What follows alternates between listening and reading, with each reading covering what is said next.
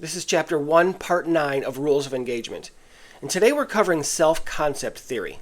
Specifically, that how you let others treat you shapes your own identity. The way you carry yourself, respond to pressure, and enforce your boundaries broadcasts what kind of man you are. And that includes giving second chances.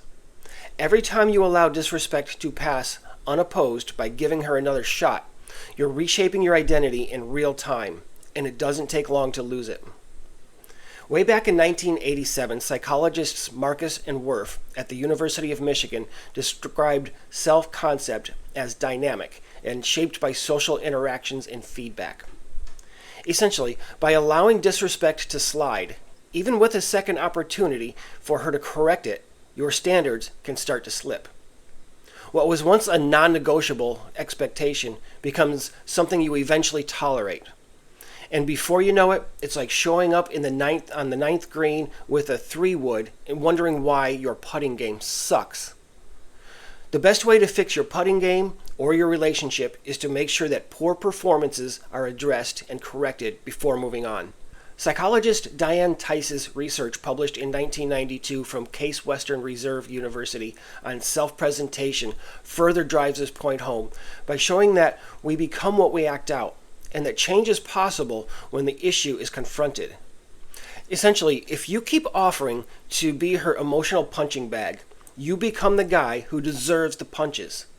And if you keep offering her mulligans without seeing real, observable change in her disrespectful attitudes and behaviors, then you're not being patient with her. You're being used. Because every time she guilt trips or flips the script to make herself the victim after she crossed your line and you don't require change, you're conditioning yourself to accept it. That's why masculine principles don't wait for apologies wrapped in crocodile tears after second chances. They're built on observable course corrections. Just like in golf, where poor form repeated enough times becomes unintended muscle memory, your non-response to poor behaviors, again, repeated enough times, becomes your self-concept. Unless you make changes, you become the guy who plays every hole hoping for a free drop instead of fixing his mechanics.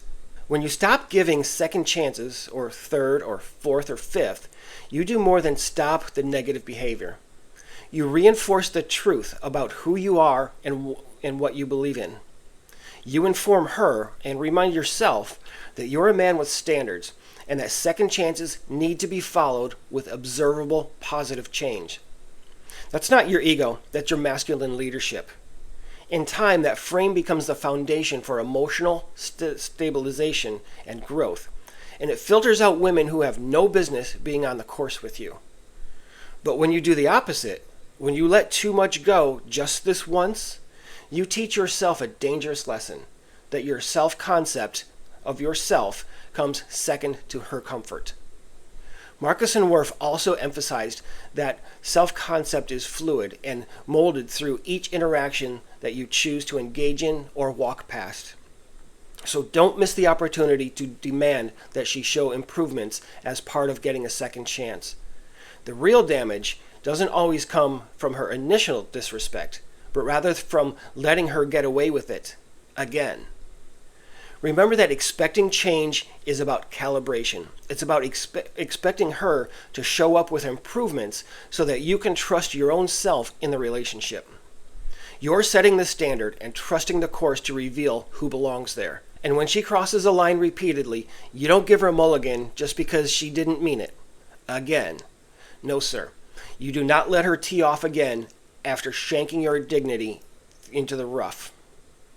You hold her to the same accountability you hold yourself to, because that's the game you're playing. And if she can't play at that level, grab your balls and let her walk back to the clubhouse without the satisfaction of another swing.